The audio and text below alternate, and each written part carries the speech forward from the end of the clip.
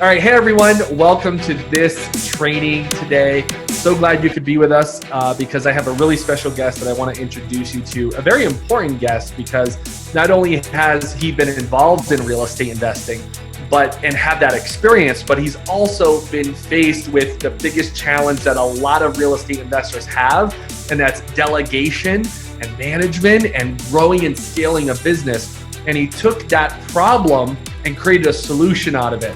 And he's going to share that with you here today. But I want to welcome my good friend, Robert. And Robert, by the way, I've only known for a short period of time, but as soon as we met, we just hit it off. We hit it off at a live event that I was speaking at, and we just connected. And he's going to tell you what he does in a second. But when I saw his booth and his table, I'll tell you what, the guy knows how to market. He knows how to gather attention because he was capturing, I was like, this guy knows marketing. And he was just capturing people's attention. People were always lining up, asking him questions at his vendor booth. You know, sometimes you can go to a vendor, like there's vendors out there, and nobody's talking to nobody. He was pulling people in, like he knew what to do. And it wasn't just because of the candy. He was pulling people in because of his marketing. So anyway, Robert, thanks so much for being on this training call today. Nathan, I really appreciate you having me. Thanks for your time. I'm really looking forward to this. It's been fun getting to know you and seeing all the stuff you're doing, and I really appreciate you having me on today. Thanks, man. No problem. So if you could kick it off with letting us know, you've told me already, but I'd like you to share with our group and our audience about how you got started in real estate investing. Give us a little bit about your real estate background. Yeah, well, I think like a lot of people, I read the book Rich Dad Poor Dad. I was that book came out, but my brother brought that home and he was all on fire about it. I'm lucky enough to have older siblings who were leading the way all the time. And yeah, when that book came in, I read that and it seemed to make a ton of sense for me, this passive income through cash flow. And I, even as a kid through popsicle sales or garage sales or whatever, was always doing something. So it made sense to me. The problem was, buying real estate, you have to have some money, right? To buy passive income, have that, especially just was pre-college. And so what happened from there was while I was in college, my best friend and I in 2008, we started fix and flipping, where we would buy the house. We would do all the work ourselves in Freeman and Denison, Texas. So almost on the Oklahoma border, far north Texas. And we would do one house at a time. My best friend's dad was a general contractor. And so I grew up spending some summers doing that. I was terrible swinging a hammer, but I kind of could figure out the process. So my friend and I would do all the work. I mean, it was pretty awful, to be honest with you, Nathan. We would buy a house. Yeah. We would leave our jobs at 5 p.m. and we would go over to the house. And we would work from like 5 to midnight, whether it was doing demo or putting a new roof on or installing sheetrock, whatever it was, we would do it until my friend's mom would come chase us out of these houses, because his dad would come help us, obviously, do some of these bigger projects and some of these things, but doing one house at a time. And in 2013, I learned about wholesaling, one of the education companies through Dallas. And, they're one of the larger ones. And that's where I learned about two things, Nathan, that I was super appreciative for at that time. Wholesaling, didn't have to manage contractors. Talking marketing. At that moment, I learned real estate was a marketing game and not really about the real estate. The real estate was the vehicle, but the marketing was really what made it all happening. And then, so the wholesaling was awesome, but the deal was, it was really overwhelming. That was totally exhausting because I would put some mail in the mailbox and then the phone would ring. And then I would just kind of work the calls that made sense because people seemed to have some motivation or they seemed to have some interest. And then I'd run the comps online and go meet with the sellers and then try to put a contract together. And then I'd do it all over again, essentially with the buyer's list, right? You'd market for your buyers and those things sold. Right. That was 2013. And I was pretty overwhelmed pretty quick in that process because having to answer the phone and run comps. So I started dreading every time the phone would ring. So I just didn't want to answer it, Nathan. I did not want to pick up the phone. Right. I couldn't deal with that. I couldn't deal with one more seller telling me to go screw myself or whatever it was. just answering the same questions over and over. And then like I got so sick of running comps all the time. I just was running comps over and over and over and over again. I got sick of doing it, right? And then the same way dispositions, it's the same process over and over and over and over again. So with each part of this transactional business, it was crushing me in the day because it was just I had the same processes over and over and over again. And then I'd email the title company. I'd finally get a contract, both sides of it on a wholesale. I'd get a contract with the seller, get a contract with the buyer. I'd email all the stuff to the title company, and I'm at an appointment with the seller, and the title company's emailing me, asking me for the docs to resend them. That it was just that all the time. Yeah. And I went and visited my broker because in Texas, or I guess everywhere to have MLS access, that's a dumb thing to say. Everywhere to have MLS access, you have to be an agent, right? So I was just an agent to have MLS access. So I went to see my broker, and he was the one leveraging overseas talent to do most of his day-to-day. So even though it was a bridge, I was like, man, it's the exact same thing I do. So people were calling his office every day.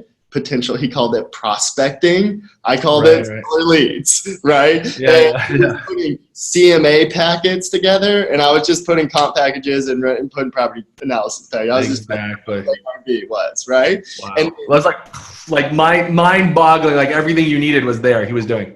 Right. And he was doing pretty good volume, not a ton, but he's more of a lifestyle guy. Like he wanted to do just enough transactions and have all his time. That's what he was really about, freedom, time, and then support his family to meet their standard of living. But he wasn't trying to buy Lambos and the jets and the we were like, listen to that guy, right? Yeah. And so I was trying to figure out how to have a little bit more of my time back because I was doing Nathan, between managing contractors and rehabbing and just how insane that was, to then trying to wholesale at the same time, which was chaos all the time. And what ended up happening was I was going to bed feeling guilty every night because I'm spending money on marketing. I'm doing all these things. I had a couple people working for me, my friends from college, and they're expecting a paycheck every couple of weeks, whether they really worked or not. It was just weird all the time, having to tell people what to do, and it's just like doing all the work and it's just like that grind. And so when I went and met with my broker and he was showing me what he was doing, outsourcing all these different things, that's when real estate really changed for me. It was like I can market it, just like that became a knob, whether it was direct mail or Facebook advertising or PPC or whatever it may be. It was just like I turned that up and down.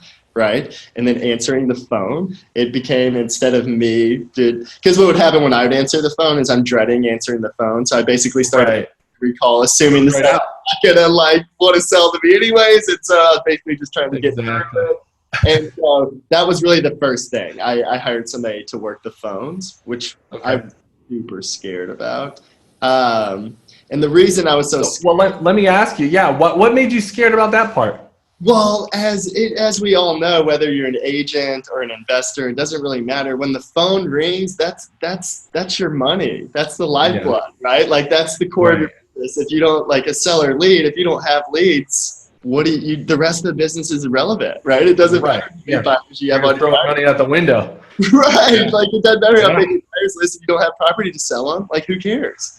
Right? Exactly. And so I was really scared about, but I also knew, Nathan, that I was not getting the ROI from my marketing. I wasn't doing near the amount of transactions and volume, making the money I should, because I needed to be meeting with sellers, right? That was what I was good at, sitting across from people and getting contracts and meeting with sellers face to face. So I was like, I've got to get off the phone. So I hired somebody to answer the phone. And I know this has been a long story, but the point, it's great. As soon as I hired somebody to answer the phones and they started crushing it, and it opened up so much time for me, I was able to do more deals. And then I was able to actually spend time and go network a little bit and spend some time at the title company parties and stuff. And then I would meet random people and we would connect. And that's one of my biggest buyers that became one of my private lenders later on for all rehab. Wow. So once I started hiring somebody to answer the phones, and it was, super cheap, and it's not even a 1099 independent contractor. So I started doing that, and then it just the floodgates opened, man. I was like, get somebody here to run comps, get somebody here to build my buyers list and answer the phones on the disposition side. Transaction coordination's just a checklist. We do that every time. Comps is a checklist, same thing every time. So of course I was still there to review everything. I still CRM and review all the data. I signed every contract, and I still write all the checks, right? Sure. But I was no longer doing the day-to-day work, and that changed everything for me. That's what allowed me to go from doing a couple transactions a month and ready to quit because I was working 60, 70, 80 hours a week to actually having a real business that was systemized and automated, and all those terms that everybody hears at all these events all the time that we all get sick of hearing. But that for me is how that happened. Wow, that's such an amazing story, bud. And I think a lot of people go through that. I was just mentioning this earlier, even on my podcast today, was that, a lot of investors who get started in real estate, they think they have to, kind of do everything themselves in the beginning, and because they feel like they don't know, so they got to know what, before they even delegate it out, they need to know everything. And that's actually not true at all, because the way I see it, and you tell me your thoughts on this, is, assistants, virtual assistants, local assistants, whatever it is, someone who's doing that job all day as a regular operation in their life, they do it, let's say 8 to 10 hours a day, that's their life. Me going into it, never have done it, that's not even a word, but never have did it before. Why wouldn't I just hire someone who's doing it all the time, every day? Does that make sense? Yeah, totally. And I understand there's a couple things in understanding where people are coming from with that, right? One is to have that core understanding. It's always easier to delegate and outsource when you do, and it really gives you confidence, right? It eliminates right.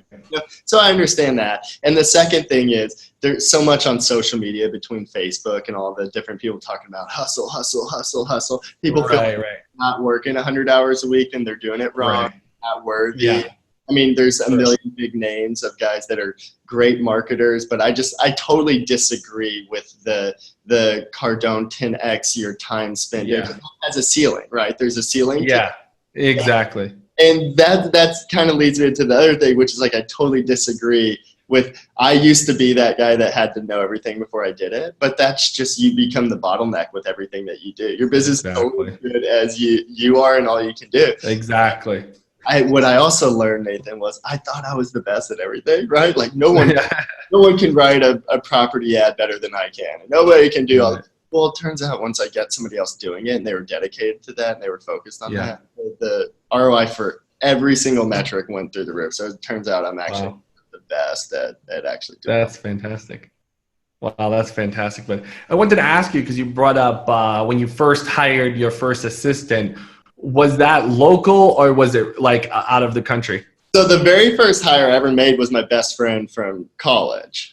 And that was a disaster. Going through that process was about enough to make me want to go back and get my W-2 job and just it was terrible. Like walking in the office, I had no freedom really. It was just not good. I didn't like the management style of all of it. So I first tried having people inside the office. It was first one full-time person, and then I hired some independent contractors to do some different stuff, like put out bandit signs and work on Craigslist and do a lot of the direct mail fold stuff, stamp envelopes. I still like to handle stuff, some old school style stuff. So that's how I originally hired people. And that's what led me to look at some virtual options, because having internal employees was not something that I enjoyed. I was not a good manager. I was really good at meeting with sellers, getting contracts, doing the day-to-day, some of that stuff, but managing and the teams every day and having them be productive was really hard. So the first thing I did was back in the day, it was Odesk and Elance. Now it's Upwork, right? I remember that. Yeah, that's right. Back in the day, I was just started putting ads on both of those sites to hire virtual talent, right? And so that was terrible. That was kind of I could find a few people, but most of the time it was totally brain damage. It was really awful doing it myself. So then I went to this company that supposedly had done for you processes and pre-training and kind of the easy. And I was like, man, this looks great. This is exactly what I'm looking for. I want somebody that's gone through training. If I'm going to hire somebody on the phones, I wanted to hire somebody who's already taken calls and done that a lot. I didn't a lot. Exactly. Seller lead calls are hard. It's really hard because it has nothing to do with what they're telling you. It's about what they mean, right? It's so true. So true. 3-bedroom or 2-bath house. It doesn't matter. You can look that up in the property records. But why are they What are they looking for? What is the Exactly. real reason? There's a great book out there. I just want to interject here. There's a great book out there. It's a big read though. Maybe it's not for everyone, but I read it years ago when I used to be, I was like a headhunter, and I still am every once in a while when people, hire for consulting services. But there's a great book by Brad Smart called Top Grading. And he mentions a great part in this book. And he says, never hire potential, hire experience. Yeah. Unfortunately, go ahead. Yeah, it's I just like if these seller calls, I didn't want to ruin. I'm spending all this money on marketing. I need deals, and I don't. Every call's a potential massive, add to the P&L. I can't have somebody setting that up. Right. So right, exactly. I wanted somebody who had done that. And running comps, like, yes, it's a checklist, but there's some art to that too. You've got to kind of know that you got to kind of be able to navigate through that. Right. And so to just teach somebody that was awful. That's what I did with my hires off of what's now Upwork, was I was having to teach them ones who had all this experience. It's like, what did their experience really mean? Right. And who were they working? Sure. What Yahoo agent had them previously. And it was just like, it wasn't good. And then I went to the company that was basically the easy button, and they essentially just lied about everything. They didn't do all the things they said, right? They started including training hours as part of the first one applied, and there's all this smoke and mirror stuff, which is fine. Right. But I needed somebody who can actually, get the stuff done.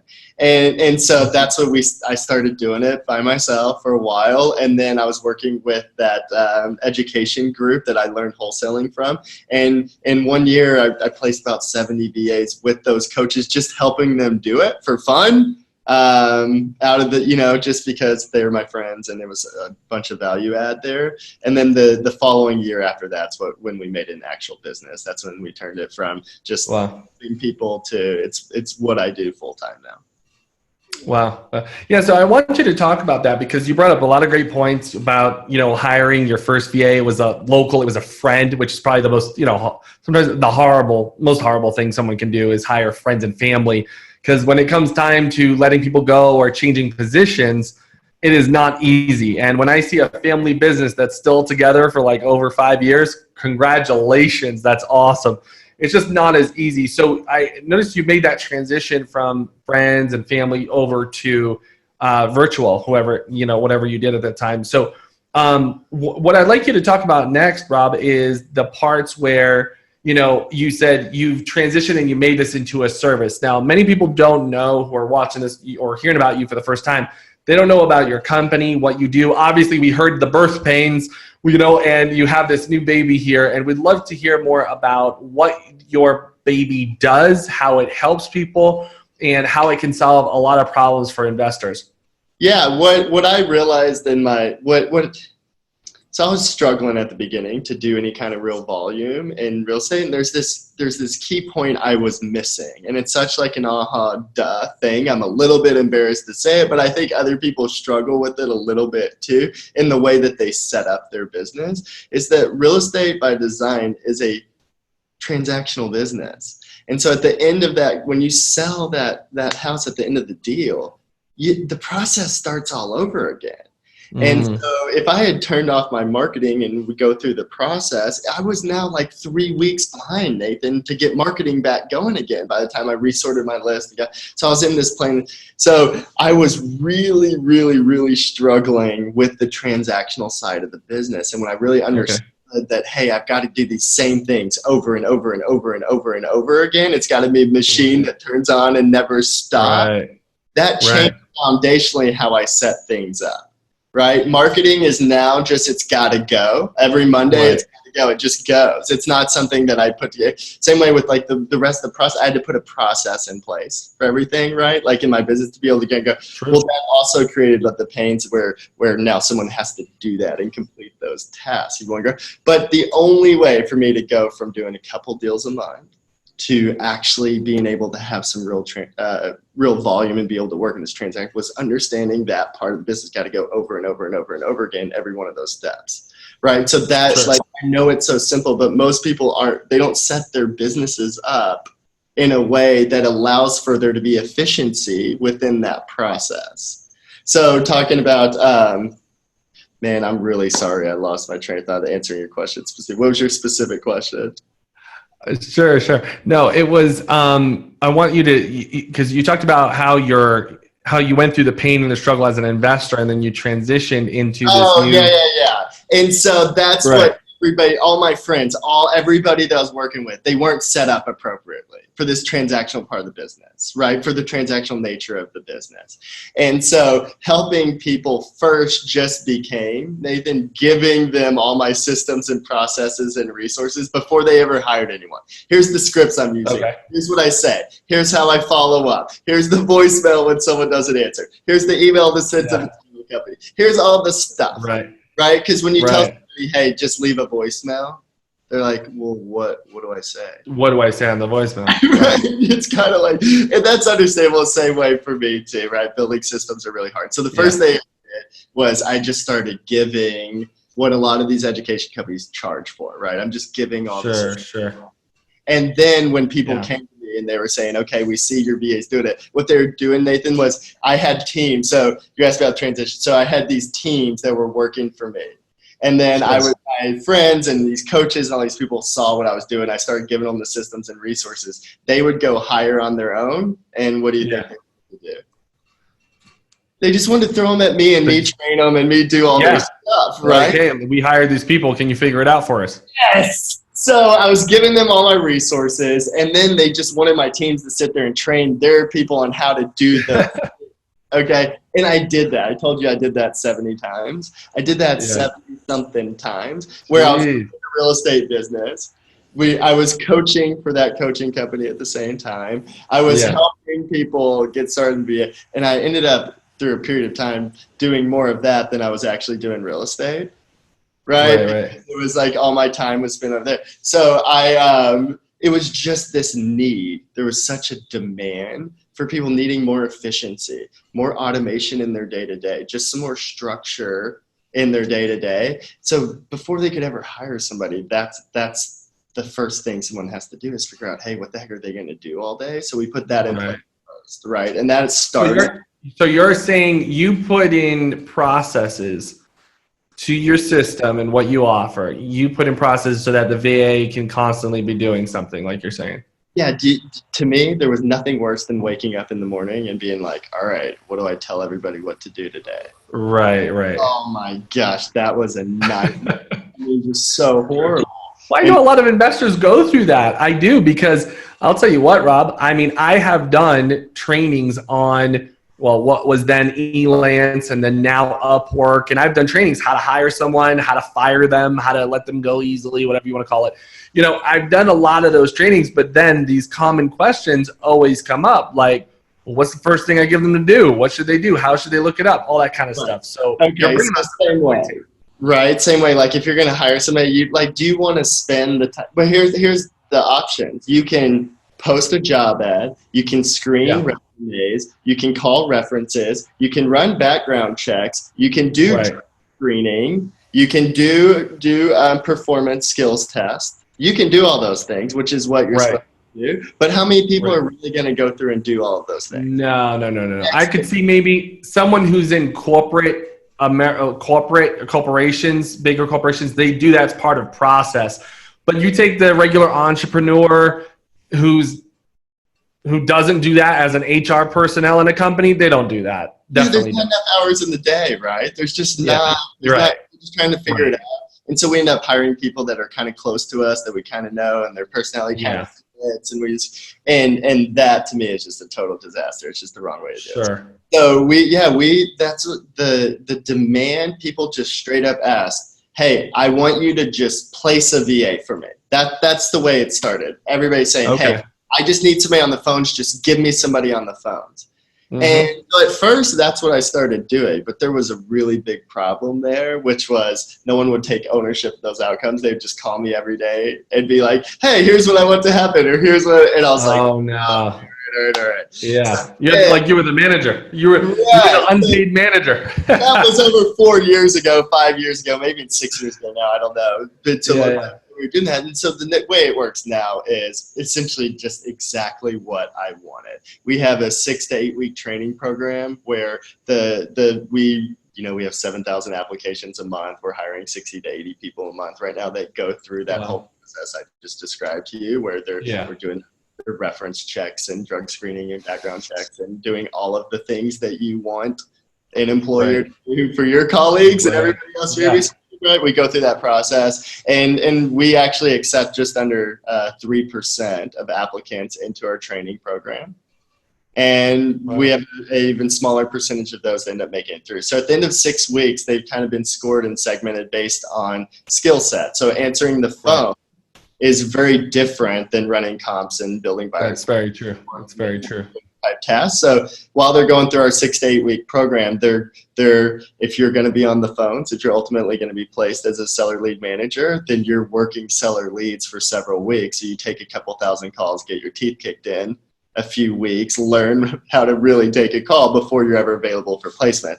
If you need somebody to do transaction coordination, you're going to get 3 to 5 candidates sent to your email inbox that know exactly what transaction coordination is. They just have to learn your processes, and that's bridged by our team. So it's really hard, this idea of hiring people, Nathan. For most people, it's really hard. It was for me. It's like, all these steps and all these things you have to do, from reviewing resumes and applications to setting up interviews. And then, dude, interviews, I hate interviews. I personally, I don't even know what to say. I'm like, hey, so how that 4th of July, huh? How's I don't know what to say. I literally don't. Right. So it's that whole process is, I wanted a team. I wanted somebody who just told me, hey, here's 3 people that are rock stars on the phone. They interview them, get to know them, select the person you want. And then I needed help facilitation as well. How do I set them up? How do I onboard them? What systems and processes they use? Well, they're going to answer the phone. How do I set them up to answer the phone? How do I set them up? So we created a process where end to end, our team holds your hand for the entire step. So the first thing we do is we have a discovery call with you to get aligned with your business and your goals and your outcomes, because everybody operates a little bit differently, right? Real estate, but everybody's a little bit different. And isn't that the best part of being an entrepreneur, is you get to run your day? Oh, yeah, absolutely. Yeah, well, that makes a great point, because I'll tell you what, you brought up a good point earlier. Some people, when it comes to running their business differently, some people are buying, in their local market, for example. Let's say they're buying in the same state they live in, and some people are buying in a different state entirely, maybe across the country. If you're like me, I'm buying over in 3 different countries. So I got to make sure, one of my VAs is actually in the country that I invest in virtually, if that makes any sense. If that makes clear sense. Yeah. And so that's like doing different stuff in the day. I was with sellers. Not everybody wants to do that. Everybody wants to do this a little bit different, prioritize their day, and that's how it should be done.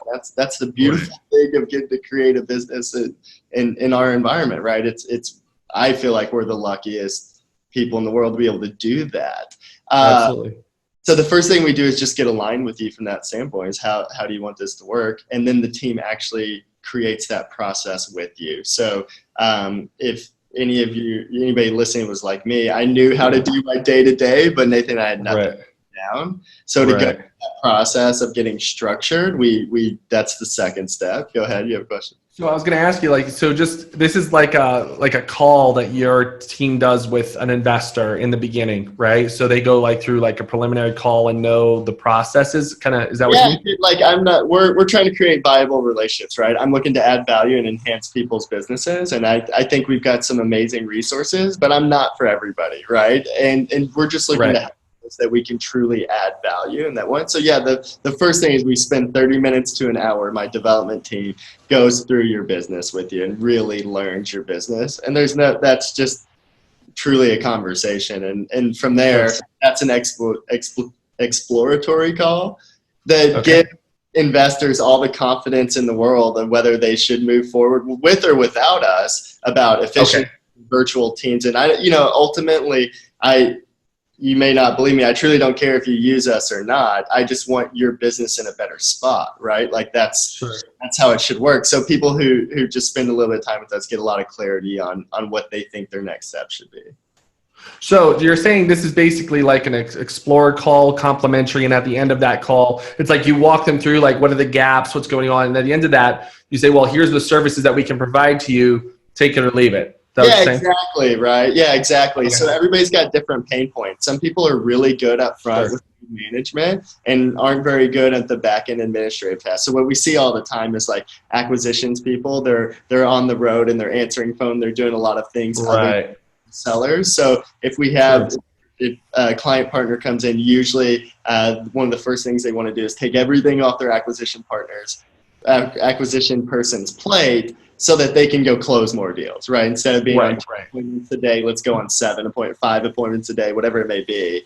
And so it's like where we like to start is take your current business and let's make it super efficient. And so what we do is we highlight those gaps and leverage points that you have and just kind of walk through that with you from a macro standpoint. Yeah, just because most people, like we say all the time, like the number one question I get is, hey, I understand outsourcing. I understand what you're talking about, but I have no idea how that relates to me and my business and how I could use that.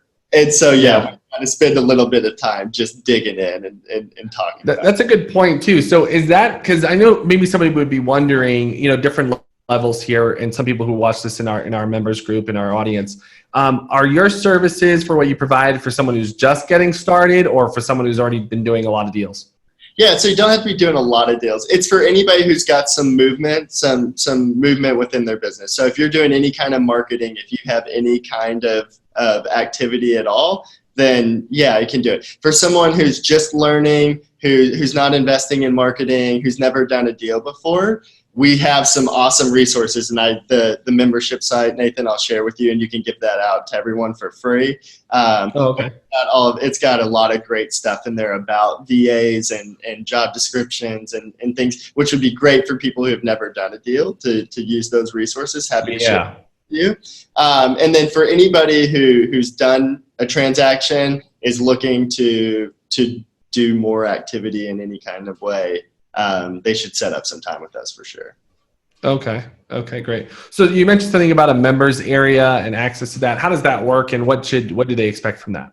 Yeah, so we took, instead of our development team having to individually resend scripts and go through Google Drive and find all the resources. Right. Just to compile them in one place.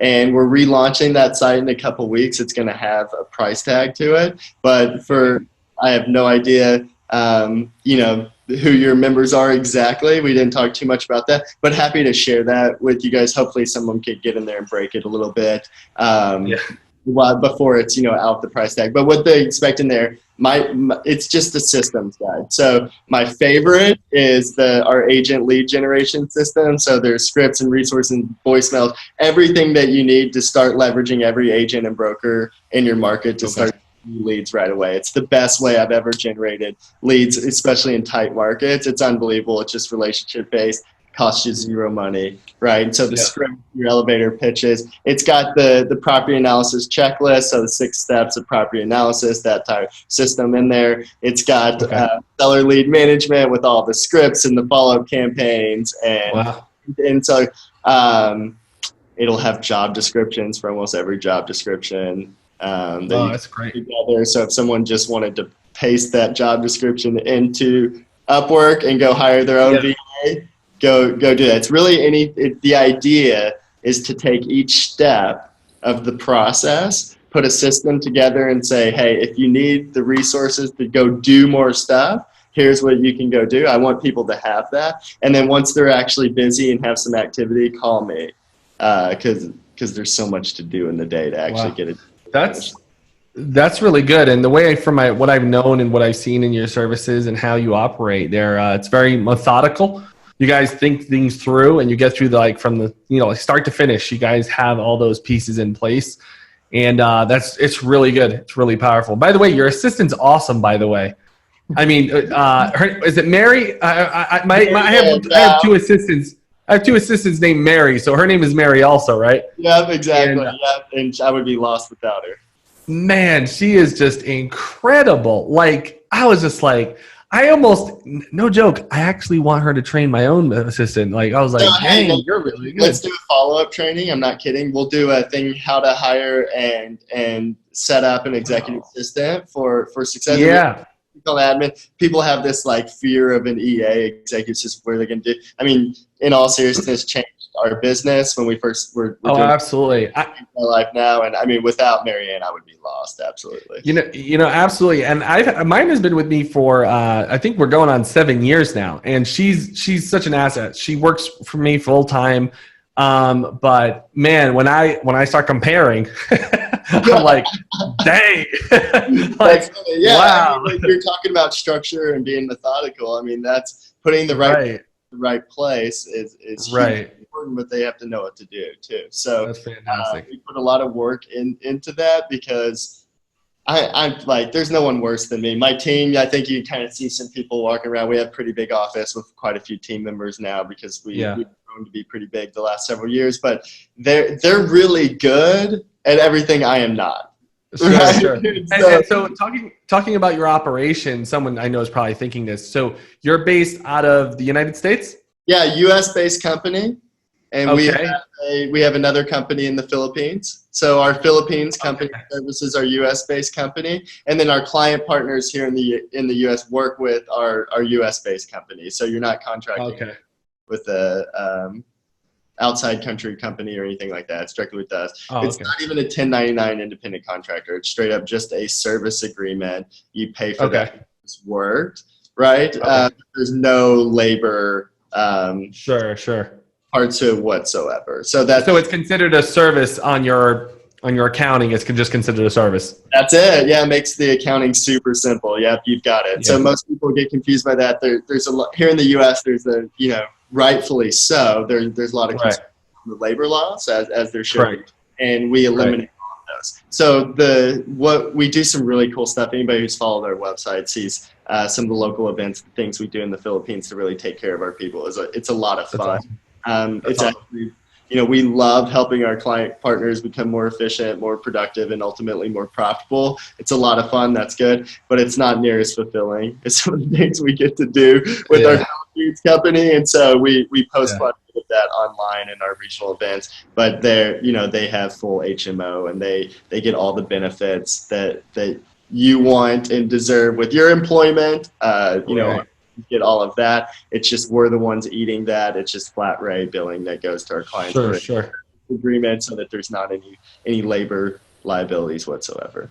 Sure, that's really good. So do you have a breakdown that you could share with us? I know we're kind of getting close to the end of our chat here, but I wanted to know if you could share with us kind of like a breakdown. If there was someone who was either brand new, maybe they closed 1 or 2 deals, what can your company do and the service you can provide for someone in maybe different capacities?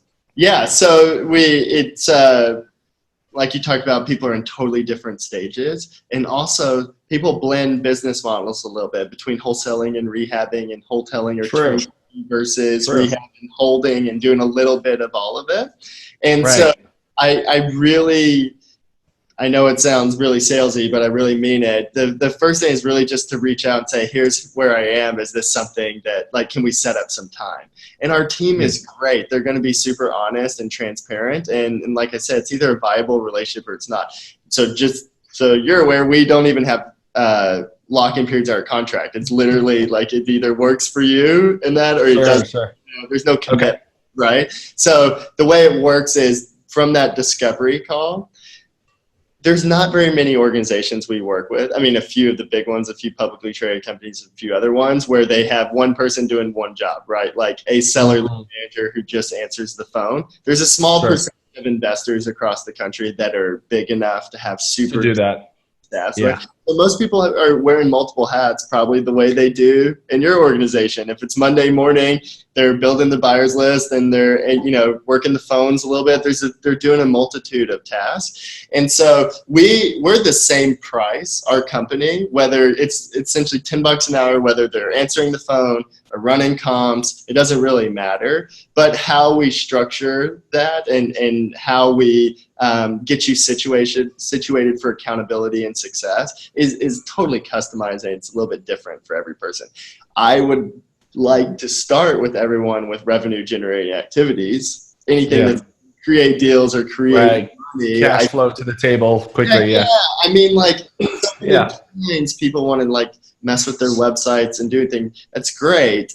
But like, if you're not doing deals, nobody cares about your color scheme or your phone number. True. Nobody cares what your website looks like, right? Like your buyers just send them deals, and that's what it's about. So where people start, if you're new, and you've never done a deal and you're still working on getting your foundational stuff set up, let's get you some of these just resources we've talked about. It's probably the best place to start. If you've got any movement at all in the day-to-day, if the phone's ringing in any way, then we probably need to talk, because there's already much going on.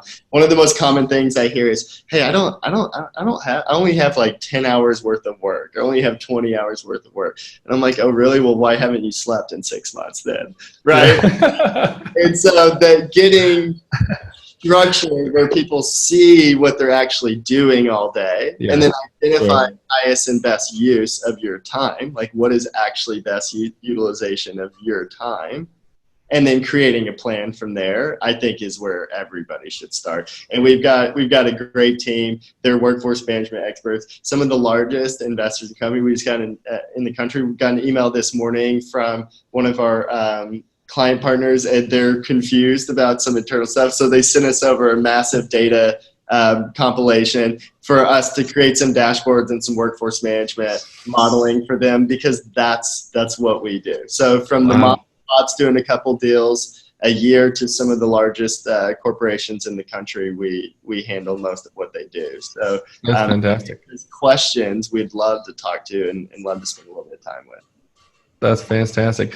So Rob, where can anyone watching this, what can you either offer, or what can you let them know where to go, where to find you? What's the next steps for them to take? Because I know there's some people probably chomping at the bit, you know? Yeah, you and I hadn't talked about this, so I'll do something I know for sure will work. Okay. And it'll give you, and I'll just change the permissions on this. So for the membership site, if people go to freeleads.rocketstation.com. So our company's Rocket Station, rocketstation.com is the URL, right?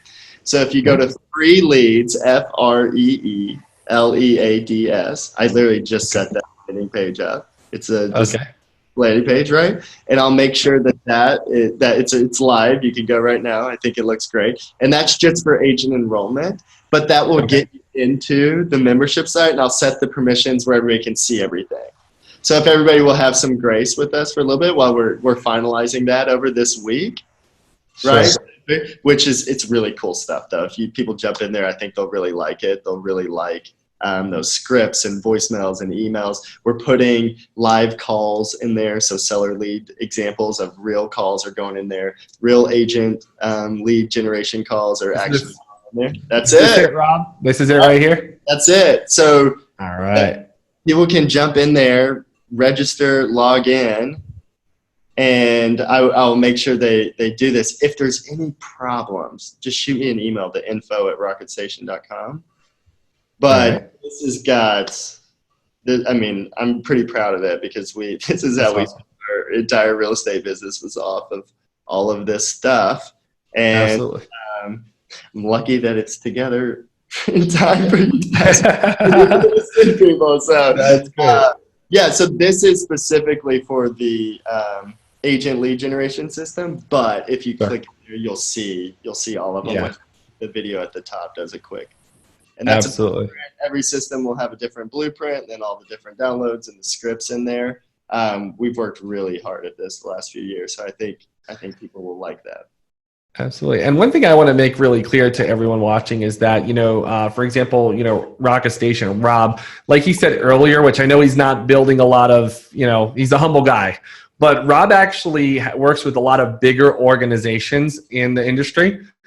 And that just shows you that if they're working with bigger companies than yourself, who's just getting started, not to say it's easy or a pinch and they can just walk in there, but listen, if someone's coming with a lot of experience already from bigger organizations, more deals, bigger problems, they can help you where you're at from the ground up, right from the starting point. And they're going to be able to help you out quickly, because they, those are maybe simple solutions they could just jump over. So I wanted to bring that up because sometimes success leaves clues, right? Success leaves clues where if there's another bigger organization using them as a service, then that's kind of a hint, right? That you want to jump on board and start working with them to see, if anything, like Rob said earlier, get on an explorer call, see what the gaps are, see what the holes are and how they can fill in and how they could be of service to your company and maximize that. Sorry, Rob, I just wanted to jump in there and add that. No, that's great. I really appreciate you saying that. Yeah, it's that was the idea, is to not recreate the wheel.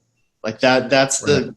We want to be the easy button to productivity, right? Yeah. And so many times we feel like we're on an island. We're out there just grinding every day, and we kind of have our head down, and we're just making. We're kind of there to take a step back, look at things from a 1,000-foot view, and then really analyze how to get you where you really want to go. And so there's no ego with what we do. Even the biggest businesses are so sloppy with the way they run day-to-days, and that's what we do. So a lot of times people are embarrassed to talk about how they do things because it's a little bit vulnerable, but I would just like everyone to know that is literally what our teams do all day. You're safe with us, and the reason these really large companies trust us in most ways it's around their proprietary information and data. So you guys will be able to get all the benefits of that knowledge base, and we're happy to help you in any way we can. That's awesome. I love what you said earlier, the easy button to productivity. That's what Rocket Station can be for you guys. Rob, thanks so much for taking the time today and walking us through not only your story, but how you came into this industry and helping other real estate investors manage the problems, overcome them, create breakthroughs, and also scale their business. Thank you so much for taking the time today. We really appreciate it. Really appreciate you having me. Anybody who needs anything, reach out. I know that info like that I'm on that email, so I'll see every one of those. I hope to see people register at freeleads.rocketstation because I'm pretty proud of that. I think people will really enjoy that. And I'm here for anything that anybody needs. All right. Thanks, man. Appreciate it.